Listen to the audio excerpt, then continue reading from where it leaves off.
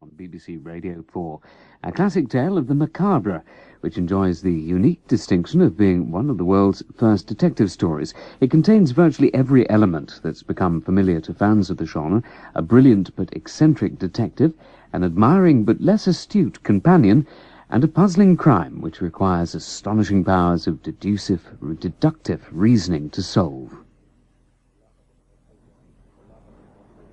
The log of the Tortuga, August the 4th, 1841. As Captain Duval's fever shows no sign of abating, I remain in command of the ship. The captain's illness is merely the latest misfortune to befall us. After leaving the coast of Borneo, we were battered for days by storms, and now we find ourselves becalmed in the middle of the Indian Ocean. The men, already unsettled by our strange cargo, have become convinced that there is a curse upon the ship. Although I rarely pay heed to such superstition, I cannot entirely escape the conviction that they may be correct.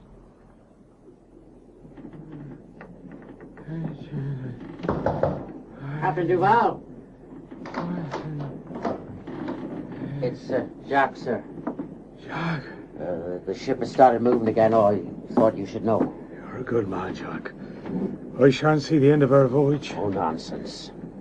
How is our friend down in the hold? He grows more savage by the day. He attacked one of the men this morning. Why did I do it, Jacques? Why did I bring him on board? You thought you could make money from him, sir. He's your responsibility now. You must decide what to do with him. Yes, sir. You cross yourself, Jacques. You're frightened, I see. In all candor, sir, I'm frightened to death. It's the devil himself we're taking to France.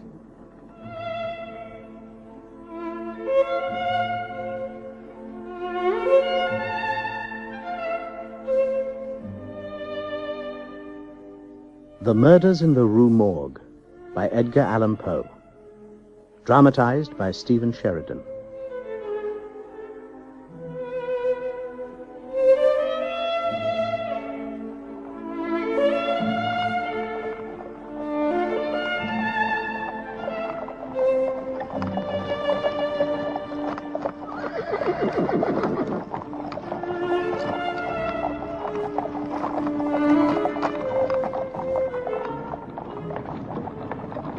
Noisy, crowded, and unclean. I'm sorry. Every time I visit Paris, the more disagreeable it seems. Oh, perhaps you should stay at home. I only wish I could, but sadly I'm obliged to earn a living. Personally, I consider Paris the most beautiful city on earth. Ah, that's because you see it through the eyes of a young man. It's because I see it through the eyes of an artist. Oh? I'm a painter, sir. Or at least I hope to be when I finish my studies. Oh, you should have said so earlier. I hadn't realized that I was sharing a coach with someone special. Oh, now you're making fun of me. No, far from it. As a mere businessman, I have always held artists in the highest regard. Oh, my father's a businessman. I wish he was of your opinion. I see we've almost reached the coach house. Perhaps you'll allow me to buy you a meal. That's uncommonly generous of you, sir. Well, I'm afraid I shall be spending the next few days dining with lawyers and stockbrokers. Oh. Sharing a meal with a man of culture would be a rare and unexpected privilege. So, my young friend, you've come to Paris seeking inspiration. Oh, well, I've spent most of my life in a small Provence village. It's very agreeable in its way, but I've grown tired of having nothing to sketch but trees and fields. Have you decided where you'll be staying? My father has granted me a small allowance. I shall probably rent a room at a local inn. Oh, I doubt if you'll find such an environment conducive to artistic endeavor. Perhaps you'll permit me to do you another favor. Oh, really, Monsieur Moreau, you've been more than generous already. I have a friend who owns a house in the Rue du Nord de Saint-Germain. He's a chevalier, no less, the son of one of the most illustrious families in France. Oh? Unfortunately, a series of calamities have rendered him all but destitute. Accordingly, he's obliged from time to time to take in lodgers. His situation must be desperate indeed. He's a strange man in many ways, but he possesses a rare and brilliant intellect. I've a feeling you'll like him. Lodging with a chevalier. It's an intriguing suggestion. If you take my advice, you'll visit him at once. Paris offers few experiences more extraordinary than residing with Auguste Dupin.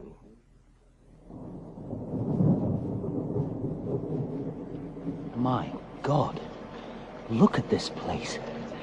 It's crumbling to dust. Yes? I'm sorry to trouble you. My name is Jean-Marc Roger. I'm here at the prompting of a mutual acquaintance. If we owe him some money, I'm afraid he must wait. Oh, as a matter of fact, I've come to inquire about renting a room. Oh. Oh, forgive me. Oh, whatever must you think? Oh, really, it's of no consequence. My brother normally deals with such matters. Please, Monsieur Roger, won't you come in? Oh, yes, thank you.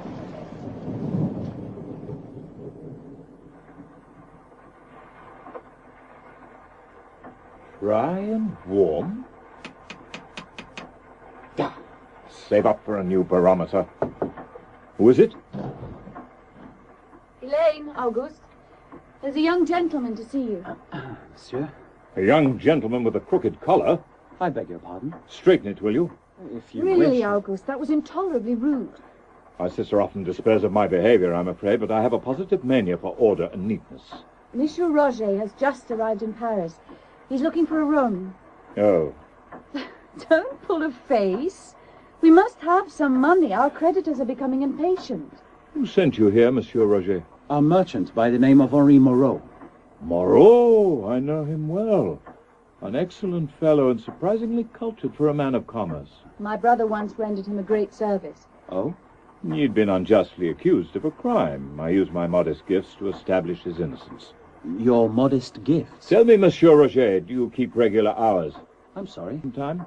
I'm afraid not. I love the night and rarely go to bed before daybreak. Dear me. Have I said the wrong thing? My brother is teasing you. He keeps exactly the same hours himself. What about society? Do you seek out the companionship of others? Not if I can help it. I'm somewhat solitary by nature. So am I. You show promise, Monsieur Roger. Really, sir? You're behaving as though I've applied for a position in your household. Not afraid to speak your mind, I see. Better and better. Do you play chess? It's my favorite pastime. And do you have any talent for it? I was once considered something of a prodigy. I knew it. You have the brow of a natural player. I shall look forward to facing you across the checkered board. You wish me to stay, then? Of course I wish you to stay. You're to be congratulated. My brother is rarely so enthusiastic about new lodgers. I must warn you, I'm far from wealthy. We can work out the details of your rent later, Monsieur Roger. Hélène will show you to your room. Thank you. Oh, and Monsieur Roger. Yes? Your collar is still a little crooked. Straighten it again. Rousseau, the man is such an idiot. Must you read at the dinner table? Huh? Sorry? Monsieur Roger will think you have no manners. Monsieur Roger has been here a week. He already knows I have no manners. I must congratulate you on this evening's meal, Mademoiselle Dupin. You excelled yourself. Thank you. It's a pity about the peas, though. The peas. There were only 29 on my plate. You didn't count them again. I like 30, you know that. Madame Thénardier always managed it. Madame Thénardier was a professional cook. If you hadn't spent her wages on a rare first edition, she might still be with us. Why does it matter if there are 29 peas on your plate or 30? I must have order and precision. If I'm to think clearly, my surroundings need to mirror my mind.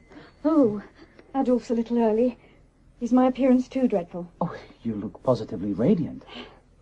Doesn't she, Dupin? I expect so. Thank you, Auguste. I can always rely on you to shower me with compliments. Who's Adolphe? Hélène's fiancé. He works at the local bank. I hadn't realized she was engaged. She has been for the last 5 years. 5 years? Well, that's a very long time. Well, I can't be expected to manage on my own, and servants seem reluctant to stay. So until the situation can be properly remedied, Hélène prefers to remain here with me. She's clearly a remarkably accommodating young lady. Is that a butcher's bill I spy on the mantelpiece? Yes, I believe so. Conceal it in a drawer, will you? I prefer not to advertise my reduced circumstances. Yes, of course. You might also have the delicacy not to mention that you're currently paying me rent. Good evening, sir. Good evening, Monsieur Le Bon. How are you? Oh, all the better for seeing Elaine again. This is Monsieur Roger, Adolphe. He's a friend from Provence. I'm pleased to make your acquaintance, sir. So, Monsieur Le Bon, how will you and my sister be spending the evening? Adolphe is taking me to see Les Huguenots. You have my sympathy. Grand opera will never match the mathematical beauty of a Bach cantata. You said he wouldn't approve, Elaine. The answer, my dear Roger, is no. I beg your pardon? I'm sure Monsieur Le Bon wouldn't object if you wanted to paint my sister. How the devil did you know I was thinking that? It was obvious. Well, to a mind reader, perhaps. Must I now number telepathy among your accomplishments? Telepathy? I saw you glance at your fingers, which are smeared with charcoal. This brought to mind your calling as an artist. You glanced at Hélène and then at the portrait hanging behind her on the wall. Clearly you were thinking that she might be a suitable subject for such a study. Then, however, Monsieur Le Bon spoke and you frowned. It's not difficult to deduce that you were concerned he would object to your proposal. Astonishing, my dear Dupin. Absolutely astonishing. Perhaps now you understand why I attach such importance to order and precision. A man who has trained his mind to think clearly can penetrate any secret in the world. Look up a little. That's right. I'm longing to see the finished portrait. You may have a considerable wait. These are just my preliminary sketches. Oh, the door. There's no need to jump up. I'm sure your brother can answer it. Yes, of course. I expect you must find him very strange. Well, he's a character. I like characters. I'm afraid our family's misfortunes have borne down heavily on him over the years. Oh, I'm sorry to hear it. Our parents had most of their wealth confiscated during the Terror. When Auguste lost the rest in speculation, he seemed to give up on life. That's a great pity. He's clearly a man of exceptional talent. He became terrified of further calamities befalling us. That's why he's chosen to shut himself away. He thinks that by leading a life of order and reason, he can protect himself from the forces of chaos. Oh, he can't, though, can he? No, Monsieur Roger. None of us can. An intriguing business, my dear Jourdain. Most intriguing. There you are, Dupin. I thought you might like to see my sketches of Hélène. Oh, forgive me. I hadn't realized that you had company. Come in, Roger. I'd like you to meet Inspector Jourdain. How do you do, sir? Monsieur. The inspector is one of the Sûreté's most gifted officers. Faint praise, I know, but praise nonetheless. I trust that nothing untoward has happened. Far from it, sir. I occasionally come to the Chevalier with especially strange or perplexing cases. Oh. He possesses a rare talent for deduction. So I've observed. The inspector has brought me an especially delicate matter this evening. A letter has been stolen from a member of the royal household. Really, Dupin? I told you that in confidence. We can talk freely in front of Roger. His discretion is legendary. I trust that that's correct. Do you have any idea as to the identity of the thief? Only one man would dare perpetrate such a crime. Ducol, the Minister of the Interior. I was at school with him. He used to cheat at marbles, as I recall. If the contents of the letter should become known, a terrible scandal would ensue. It's vital we discover where Ducol has concealed it. How do you know he hasn't passed it on to a third party? He can only use it to exert influence over the Crown whilst it remains in his possession. Have you searched his rooms and offices? On 3 separate occasions. We've all but taken them apart, but the letter was nowhere to be found. Perhaps he's concealing it on his person. We thought of that. Last night, 2 of my men, disguised as footpads, stopped and searched him, but it was all to no avail. And so, in desperation, you've turned to me. I can think of no one more likely to find it. Does the prefect of police know of my involvement? I thought it better not to tell him. Oh, he's a petty man and jealous of your past successes. Quite so. Do you think you'll be able to help? Call again tomorrow. I must have an answer. Call again tomorrow. Very well, then. I'll leave the matter in your hands. Good night, sir. Good night. I don't know about you, but I fancy a game of chess. But what about Inspector Jourdain's mystery? Chess first, Mysteries later.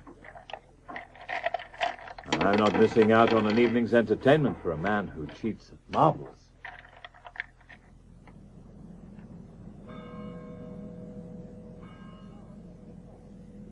You're sure it's all there?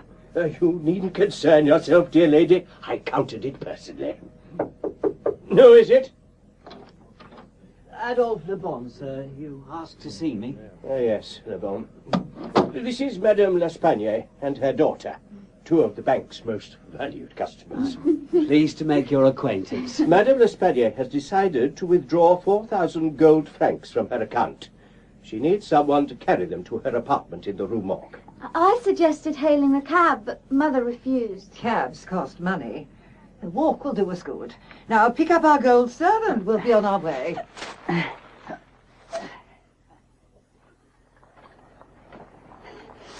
I don't think I've ever visited this part of the city before.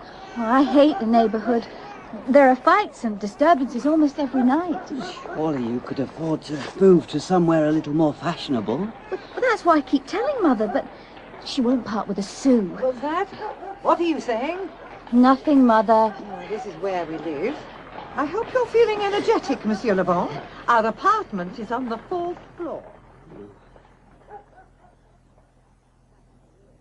Put the money down on that table. I hadn't realized that 4,000 francs were quite so heavy. Must be exhausted. May I offer you a drink? Oh, no water. You can't have spirits. A glass of water would be very acceptable. See who that is, Camille? Yes, Mother. I thought I heard you come in. Where's my rent? What's that? It was due up on the 1st. Why haven't I been paid? I'm a poor old woman. I need more time. 1 more week. That's all you'll have. And if I don't see any money by then, you'll be out on the street. Oh, Mother. What was the point of that? You're far too eager to spend my money. Waiting a week will do him no harm. I'll fetch you that water, Monsieur Le Bon. Thank you. I suppose you find my behaviour shocking. It's none of my business how you behave. That's right. It's not. You can drink your water and be on your way. Whoever set this type deserves to be flogged. Inspector Jourdain is here, Dupin. Is it my imagination, Jourdain, or is newsprint becoming smaller? I beg your pardon? If I'm to read this evening's Gazette, I shall need my spectacles. Oh, hang the Gazette. Tell me what progress you've made. When I have my spectacles. I'll fetch them, Dupin. I don't want you to fetch them. I want the inspector to do it. Oh, for pity's sake. They're in the top drawer of my desk. That's right. I sometimes think you're the most aggravating man who ever lived. I can't find any spectacles. Look again. Just a minute. No. It's impossible. The letter. The purloined letter. I hope you'll forgive my little deception. I know you've been able to resist a touch of the histrionic. This is beyond all comprehension. How did you come by it? You're a clever man, Jourdain, but you're too cunning for your own good.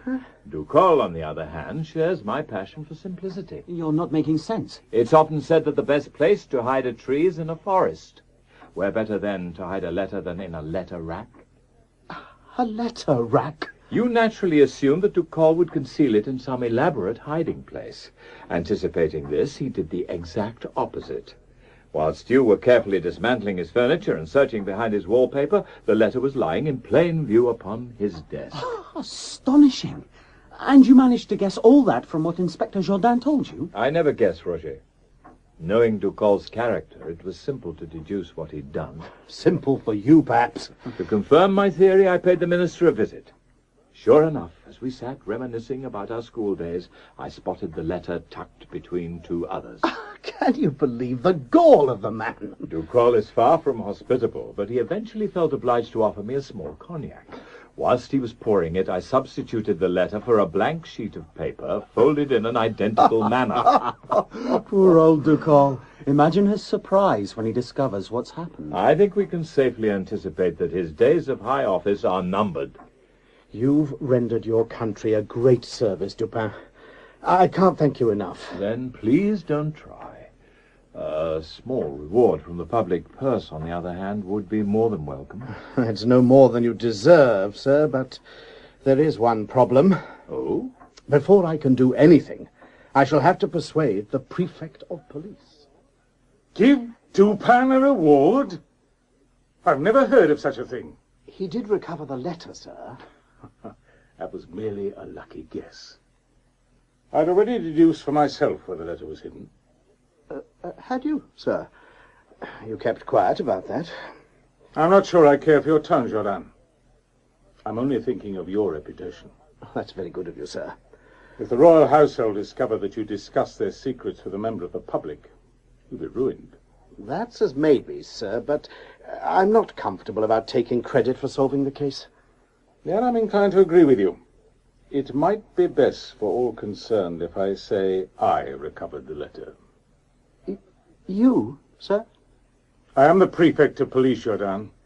It's not inconceivable that I'm still capable of solving the occasional case. If you say so, sir. All that anyone need know is that I saved the day after careful investigation of the facts. The name of Dupin is not to be associated in any way with the matter. And under no circumstances whatsoever is he to be given a reward. Dupin, are you in there? Come in, Roger. I wanted to tell you how impressed I was by your work this evening. It was a minor victory against the forces of anarchy and disorder, but the battle can never truly be won. You seem a trifle somber. We're reasoning creatures, Roger. We think we can guard against misfortune, but we're mistaken.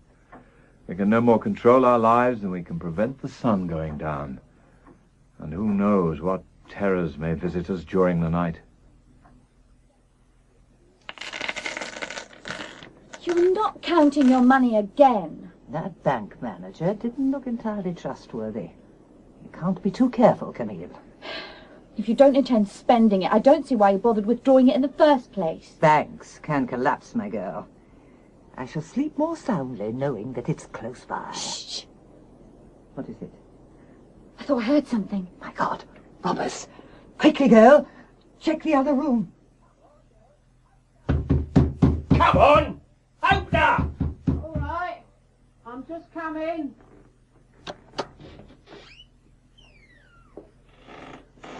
What do you want? You're late with your rent.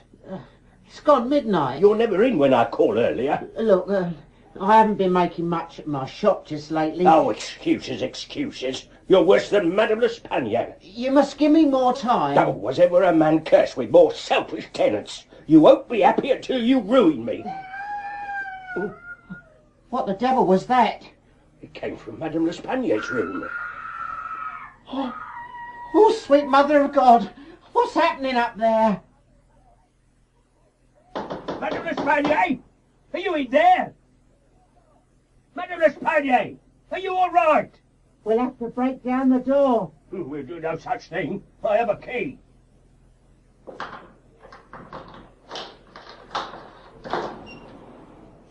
What's the meaning of all this commotion? You... Oh, my God. Quickly. Out of my way. I think I'm going to be sick.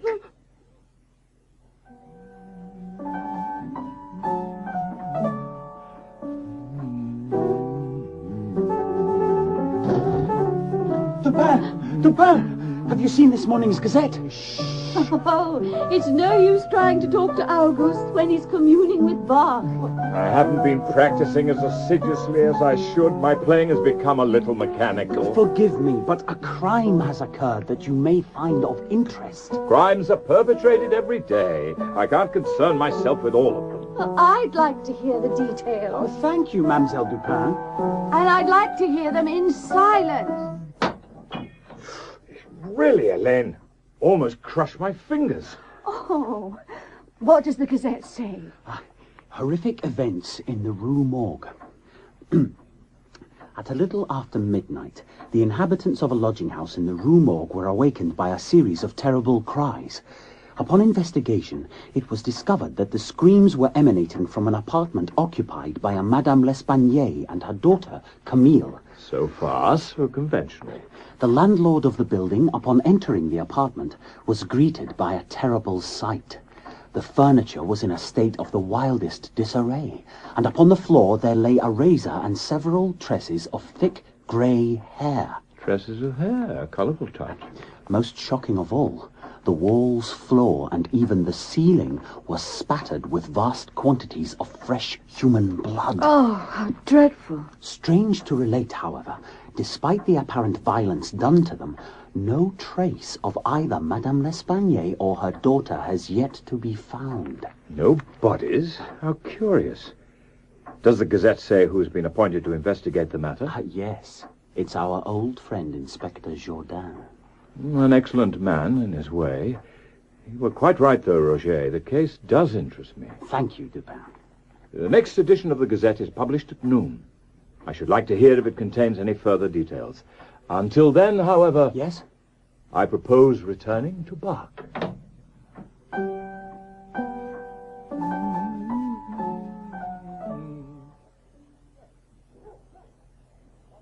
So, gentlemen, what can you tell me about Madame L'Espanaye and her daughter?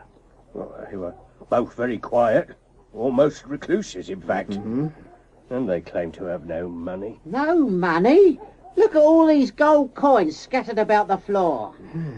Can you think of anyone who may have wished to harm them? The devil must have come for them, sir. It's the only explanation. I'm hoping there's a less fanciful solution. Oh, can you think of anything you've forgotten to tell me? But we did hear a voice, sir, as we were coming up the stairs. Oh? It was very low and strange, and it wasn't speaking French. Ah. I think it may have been Dutch. Dutch? Or possibly German. Yeah, German. It was definitely German. I see. German, indeed. It wasn't German. It was Russian. I'd recognise that accent anywhere. Dutch, German, Russian. You're not being of much help. Well, we're doing our best, Inspector. We are still both trembling with fear. Would you mind putting out that pipe, sir? Oh, forgive me. And what have you done with the match? Well, I've thrown it into the grate. Pick it up, will you? We can't have you contaminating the scene of the crime. When do you think you'll be finished? I shall have to advertise for a new tenant. Well, what's the matter? The chimney! Eh? Oh, my God! Camille!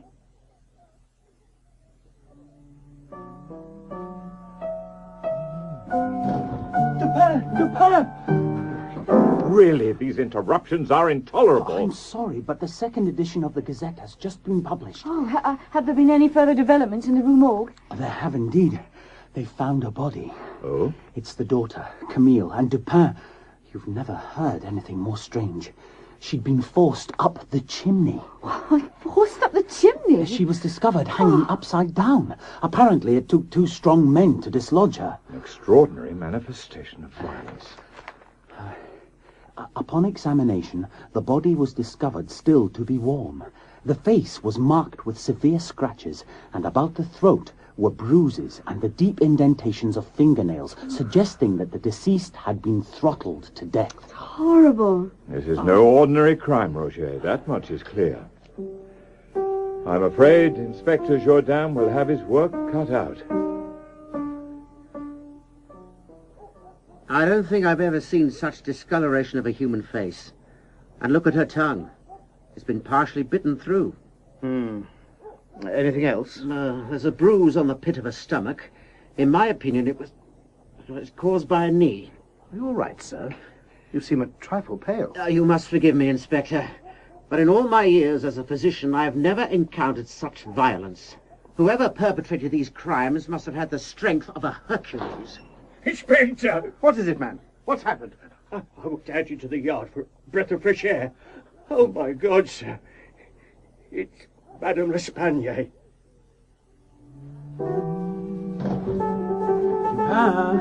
Roger, am I to be allowed to play in peace, or has the final edition of the Gazette been published? I have it in my hand. Very well, then. Ruin another recital. Oh, stop pretending you're angry, Auguste. You know you're as anxious to learn what's happened as I am. It seems they've discovered the body of Madame L'Espanaye. I'm relieved to hear it. There's nothing more untidy than a crime with a missing element. Apparently she was found in the backyard. Her throat had been so thoroughly cut that when she was lifted, her head all but came off. Oh, this crime grows more macabre by the hour. Have the authorities been able to ascertain the motive for the killings? Well, according to the Gazette, they're still in the dark. I doubt if Inspector Jourdain will be able to enlighten them. He's an able enough man in his way, but I fear a crime that is quite so grotesque will prove beyond him. I suppose you'd be able to solve it in 10 minutes. I wouldn't dream of making so immodest a claim. Oh? I'd expect it to take me at least 15. Well? I'm sorry? Do you intend to offer the inspector your services? He knows where I live.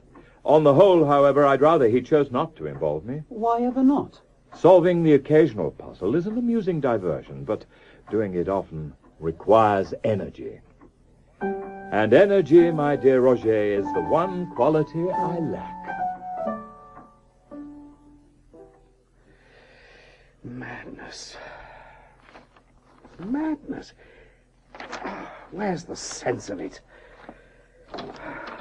Ah, Jourdain. Here you are. Good evening, sir. Don't you stand up when the prefect of police enters the room? Forgive me, sir. I've been awake since dawn. Have you seen the newspapers? They contain nothing but details of the crimes in the Rue Morgue. I know, sir. They're fanning the flames of public panic. That's why it's vital we make an arrest. Any delay could be highly damaging to my reputation. I'm doing my best, sir, but the evidence makes no sense. I don't want excuses, Jourdain. I want results.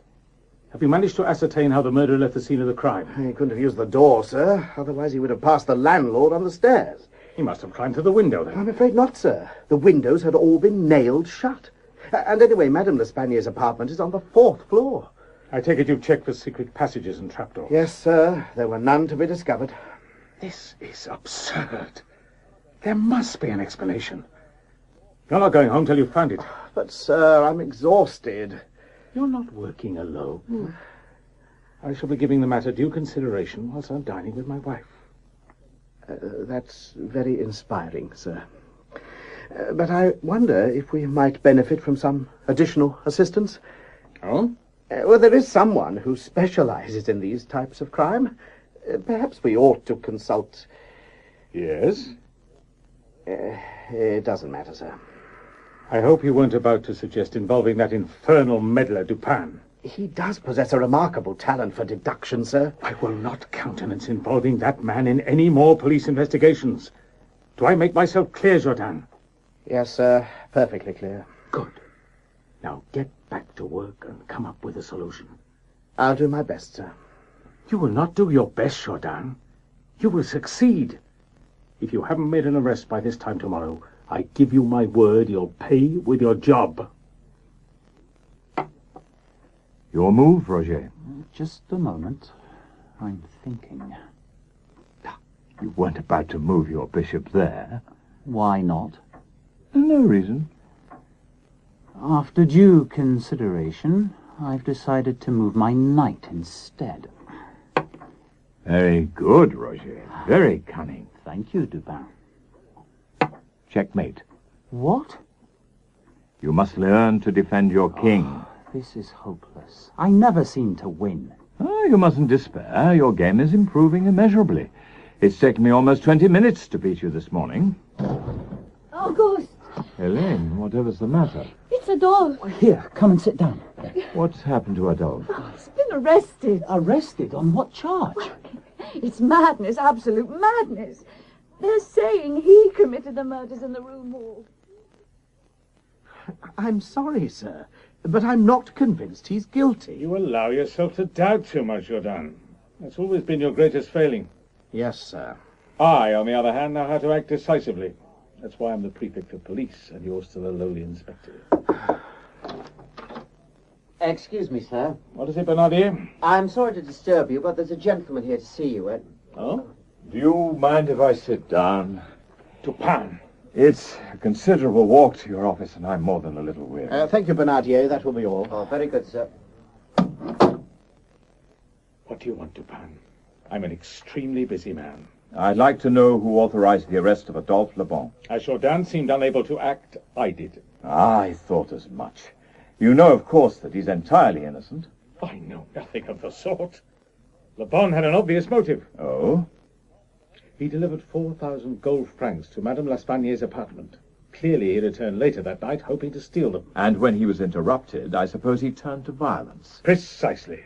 Lebon is a far from athletic young man. Do you really think he has the strength to perpetrate two such brutal murders? I've already pointed that out to the prefect, sir. He maintains, however, that a frightened man is capable of almost anything. Have you managed to ascertain how he was able to escape from the apartment? That remains a mystery at present. I have no doubt, however, that it will become clear during his trial. You must realize how little evidence you have against him. If you try to prosecute, you'll be laughed out of court. And what would you have me do? Let him go without charge? I doubt if you're capable of anything quite so reasonable. But you might consider releasing him into my custody. Why are you so interested in him, Dupin? He's engaged to my sister. Huh? And you expect me to release him into your custody? You must think I'm a fool. I try not to fly in the face of public opinion. Get out. As the Chevalier is here, sir, perhaps we might allow him to view the scene of the crime? What on earth do you imagine this impudent mountebank will be able to tell you? He possesses a rare talent for observation, sir. He's a member of the public, Jourdan. I, on the other hand, am a trained detective. My powers of observation are 100 times greater than his. Oh, how many stairs lead up to your office? I beg your pardon? You must have climbed them 1,000 times. How many are there? Fetch a couple of officers, Jourdan. I want this popinjay thrown from the building. There's no need for violence. I'm more than capable of leaving without assistance. Then kindly do so. I hope you'll remember this conversation when you're being pilloried in the newspapers. I certainly shall. Oh, and by the way... What? Exactly 12 stairs lead up to your office. A satisfyingly even number. So, Dupin, what do you intend to do next? Pour myself a glass of wine. I'm exhausted. You can't leave poor Adolphe languishing in prison. What do you expect me to do? Apprehend the murderer myself? Well, why not? You're more than capable of it. Be reasonable, Helene. I should have married years ago, but I let you convince me you couldn't manage alone.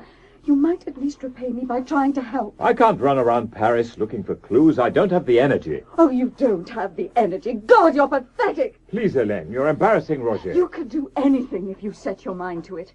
But you've chosen to idle away your life, shut off from the world. I thank God our parents aren't alive to see it. Helene, come back. They'd be ashamed, Auguste. Ashamed at what you've become. I'm sorry, Dupin. I'm sure she didn't mean it. But what if she did, Roger? What if she's right? Oh, she's upset. It's only to be expected. I sought to make my life calm and orderly by avoiding all engagement. Is it possible I've squandered it instead? Excuse me, Dupin. Inspector Jourdan. I hope I'm not interrupting. Your sister let me in. I'm sorry. Are you all right, Dupin? I'm fine, Inspector. Absolutely fine. I could lose my job for this, but I won't see an innocent man go to the scaffold. There's a carriage outside. I think it's time I took you to the Rue Morgue. Oh, we must start at the beginning, Inspector Jourdan. Tell me about the voice heard emanating from Madame L'Espagne's apartment. There's not a great deal to say. We haven't even been able to ascertain what language it was speaking. The landlord and his tenant weren't able to make out a single recognizable word? No, sir. Would you find that peculiar? Peculiar? No matter what language the voice was speaking, it should have been possible to distinguish at least one or two words. You find that significant, do you? Yes, Roger. I find it very significant indeed. Here we are, gentlemen.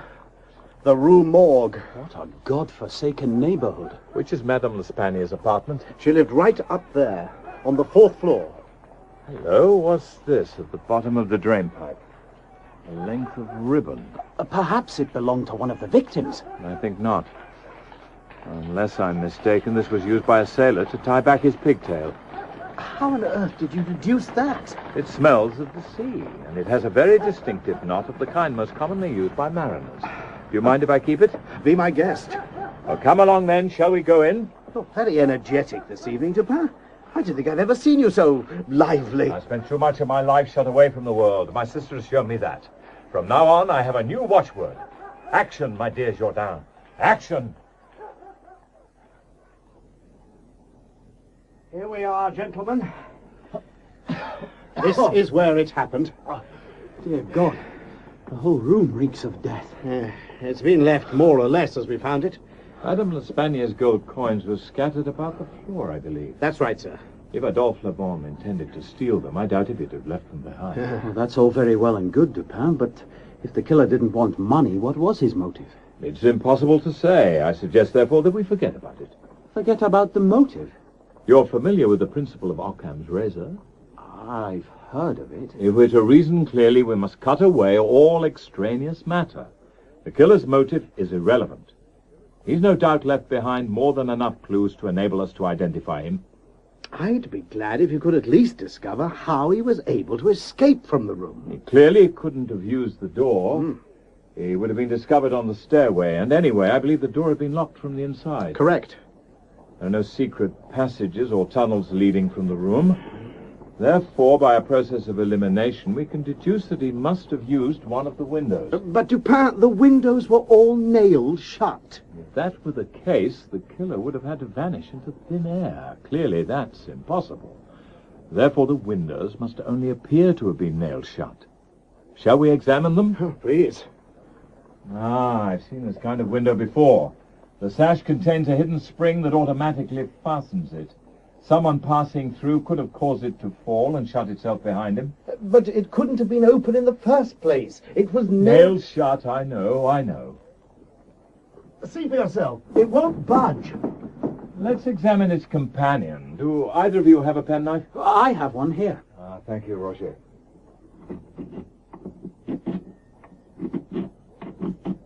As I thought. The nail in this window is broken just behind the head.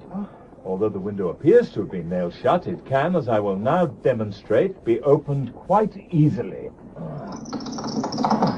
Astonishing! Oh, you've established how the killer escaped from the room. But how on earth was he able to reach the ground from this height? There's a lightning rod embedded in the wall. Possibly the killer was able to swing upon it and reach the drain pipe. But Dupin, that lightning rod is a good 5 feet away. Reaching it would require almost inhuman agility. Jourdain? Come in, Monsieur le Prefect. Your timing couldn't be more apposite. We were just discussing inhuman creatures. Bernardier told me that you'd come here with Dupin, but I had to see it with my own eyes. I'm sorry I disobeyed your orders, sir. But the Chevalier has already made great progress. I don't care. I won't be mocked by my own subordinates. Quite right. You can leave that to the rest of us. Get out, Dupin. Get out and don't come back. If I discover that you're continuing to meddle, I shall see to it personally that you're thrown in jail. Will you heed the prefect's warning? With victory so close at hand, Helene would never forgive me. Oh, you think you know who committed the murders, then? The theory has started to form in my mind. I still have a great deal of work to do, though. Oh? I need to place an advertisement in a certain publication before it goes to press. And tomorrow morning, a visit to the Paris mortuary may be in order. Is there anything I can do to help? Yes, Roger. You can straighten your watch chain. You've draped it unevenly, and it's begun to annoy.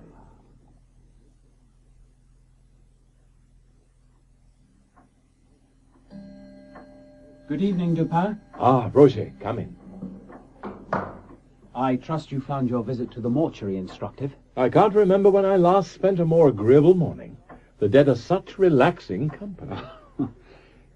Are you searching for something? A book by Georges Cuvier. I'm sure I have a copy on my shelves. Perhaps I can help.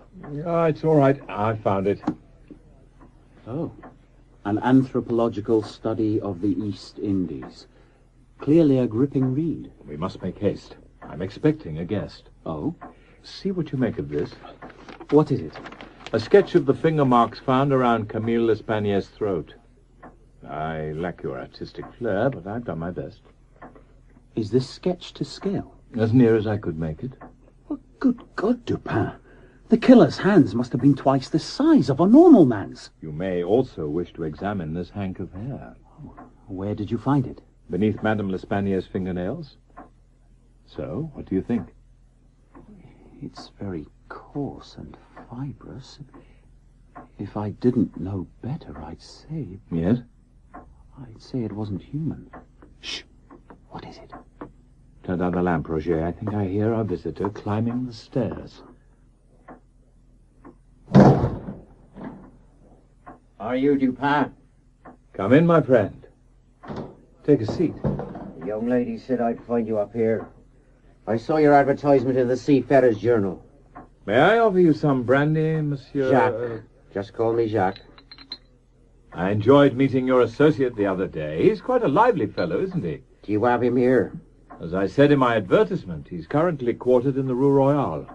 My only concern is ensuring that he's returned to the people who care for him. I am very grateful to you, sir. I'll give you any reward within my power. Any reward within your power? Let me see. What would please me? I know. You can tell me all about your part in the murders in the Rue Morgue. What's this? Some sort of trick? Dupin, watch out! Put away your knife, Jacques. We know you're innocent. But if we're to help you, we must hear the truth. All right, sir. I'll tell you. In all candor, it's been weighing heavily on my conscience. This associate Dupin mentioned, is he the murderer? Yes, sir. What kind of man is he? An escaped lunatic? Dear Roger, have you yet to deduce the truth? The killer isn't a man at all. I beg your pardon. The killer's gruff, inarticulate voice, his strength, his agility, the size of his hands, the coarseness of his hair, even his apparent lack of motive. All these clues point in the same direction. The killer isn't a man, he is an animal. An animal? I guess would be one of the great apes of the East Indies, am I correct? Yes, sir. In every detail. Here, Cuvier has a drawing of one. I thought these creatures possessed a peaceable nature. This one didn't, sir. He was a brute. No doubt he suffered great provocation. Start your story at the beginning, my friend. Where did you find him? In Borneo, sir. I was the first mate on a cargo ship called the Tortuga. Did you visit Borneo with the express purpose of capturing an ape? No, sir. It was a whim of the captain's. When he saw the creature and its mate, he thought he could make money from them as novelties. The ape had a mate? Oh, yes, sir. But she died before we could bring her aboard. I don't think her companion ever forgave us. Oh, I'm not surprised. Oh, but he was a monster, sir. Vicious and cruel. Some of us thought he was the very devil himself. A pleasingly fanciful notion. I'm not so sure, sir. He seemed to bring bad luck with him. The ship was beset with problems, and 3 days before we reached home, the captain died of fever. What did you do when you returned to France? I brought the ape to Paris, sir. I thought I could sell him to a circus or fairground. Where on earth did you keep him? I have a couple of rooms in the Rue de Richelieu. I put some straw down in a large cupboard and I housed him in there. It'll be a great relief to unburden myself. The dreadful events began at a little after 11. I was returning early from a party organised by some of my shipmates. Entering my rooms, I was horrified to discover that the ape had broken out of his cupboard. My God! He'd often seen me shave and was standing before my mirror in crude imitation, his face lathered up and a cutthroat razor in his hand. Get away! Get away from there! I tried to drive him back with the whip, but he pushed past me and, still carrying the razor, ran down the stairs and into the street. I chased him through one empty street after another until, finally, he stopped outside a grimy building in the Rue Morgue. Attracted by a light burning in a back window on the 4th floor, he began to scale the drainpipe. Using the lightning rod, he swung himself inside and vanished from view. Come back! I'm used to climbing rigging, so I managed to follow him up. I lacked the agility to reach the lightning rod, though, so I could only peer through another window, this one closed, and witnessed what happened. As soon as they saw him, the old woman and her daughter began to scream. This seemed to inflame him, and seizing the old woman by her hair, he cut her throat with the razor. The smell of blood excited him. He picked the old woman up and hurled her through the window into the yard below. He then turned his attention to the daughter. Seizing her by the throat, he began to throttle her.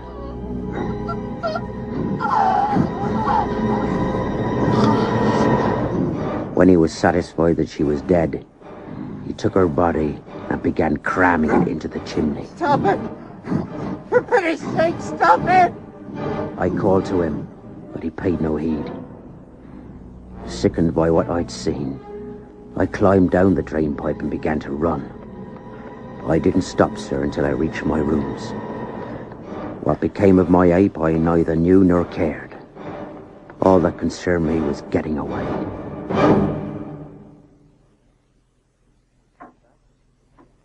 Fascinating narrative. You've acted with great stupidity, but you're clearly innocent of these terrible crimes. Thank you, sir. I'm afraid my advertisement wasn't entirely accurate, however. The ape is still at large. My God. There's a small wooded area behind the Rue Morgue. Unless I'm mistaken, that's where our fugitive is hiding. Meet me there in an hour and bring a net. Very good, sir. Roger, get in touch with the newspapers. Give them a full account of what we know. Where will you be? I think it's time I paid another visit to an old and trusted friend. How dare you come marching into my office again? Who do you think you are? You've handled this case with startling ineptitude, Monsieur le Préfect. But if you accompany me to the Rue Morgue, you may still be able to salvage your reputation. Jourdan, have this man arrested. But, sir... Don't argue, do as I say. A number of journalists will be there. A number of journalists? They're anxious to see the real murderer apprehended. If you join them, you may be able to turn the situation to your advantage. I suppose the Rue Morgue isn't that far away. You needn't arrest Dupin for the moment. Very good, sir. I'm not a man who's easily fooled. If the killer has somehow eluded me, he must be exceptionally clever. As you will discover, Monsieur le Préfect, he's quite your intellectual equal in every way. A giant ape? You're saying the murders were committed by a giant ape? You sound a little incredulous. I brought the gentlemen of the press. I told them to wait over there in a clearing. If you're trying to make me look foolish in front of the newspapers, I'll flay you alive. What do you want us to do now, Dupin? Tell your men to stay in close formation and sweep through the wood. You heard him, men? Do as he says. Yes, sir. I'm supposed to be taking my wife to the theatre. I must have been mad to listen to you. Dupin, over there. Oh, my God! Look at the size of him. He's coming towards me! Shoot him, someone! Shoot him! Quickly, Jacques, the net! Very good, sir. Help me, men! Hold the beast down! Allow me to present Pongo Pygmaeus, Monsieur le Préfect, the great ape of the East Indies and the true perpetrator of the murders in the Rue Morgue. Of course. I suspected something like this from the start. Adolphe Le Bon was never a likely killer. We've got him, sir. He won't escape us now. I'd say we owed the Chevalier a great debt of gratitude. Wouldn't you agree, sir? Yes. You've done very well, Dupin. Very well. Perhaps a small reward from the public purse would be in order. We can discuss that later. But first things first, young man. Where did you say those journalists were waiting? It's disgraceful, absolutely disgraceful. What's the matter, Roger? Have you seen this morning's Gazette? It credits the prefect of police with solving the case single-handed. You scarcely merit a mention. At least the prefect has been persuaded to give me a reward. I'm quite happy to trade vulgar publicity for a little hard cash. I wish I could give you a reward as well, sir. It's because of you that I've been restored to liberty. As a matter of fact, Monsieur Le Bon, there is something you could do for me. Name it. Make my sister a good husband. I beg your pardon. I've allowed my selfishness to keep you apart for far too long. It's high time you married. But Auguste, how will you manage on your own? I'm not a child, Hélène, and you're not my mother. Marry Le Bon and forget about me. After all that you've been through, it's what you deserve. I've almost finished my portrait of Elaine. I thought I might give it to her as a wedding present. A splendid suggestion, my dear Roger. Absolutely splendid. Well. Moreau, my dear fellow. If it isn't Auguste Dupin and my young friend the artist. This is a pleasant surprise, Monsieur Moreau. I hadn't expected to find you visiting the zoological gardens. No doubt, like me, you're trying to escape the noise and the filth of the streets. Actually, no. We've come to visit an old friend. An old friend? No doubt you read about the ape that ran amok in the Rue Morgue. Yes, of course. I thought I detected the Chevalier's hand in the creature's recapture. He's currently serving out his sentence behind some pleasingly neat bars in the monkey house. I thought you'd abandoned your obsession with neatness and precision. Far from it. The events of the past few days have merely established their importance. But surely, if we've learned anything, it's how vulnerable we are to chaos and disaster. You're mistaken, my friend. By using logic and reason, we've been able to cage a wild beast and restore order to the world. What do you think, Monsieur Moreau? Can cold calculation enable us to take control of our lives? Or are we, as I maintain, forever at the mercy of chance and misfortune? What do I think? Yes. I think that it's a very hot day, and I could do with a drink. An excellent suggestion, and very well put. Come along, Roger. You heard what he said. Let's repair to a cafe and toast our success.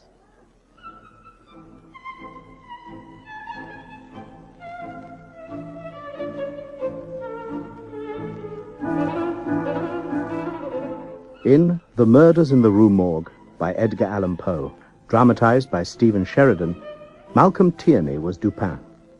Mark Bonner, Roger. David Timpson, Inspector Jourdain. Peter Ellis, the Prefect of Police. Tracy Wiles, Hélène. Tom Bevan, Adolphe. Brian Parr, Jacques.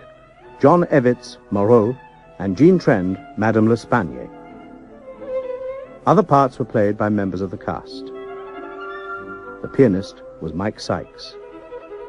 The Murders in the Rue Morgue was a peer production for BBC Radio 4, directed by David Blunt.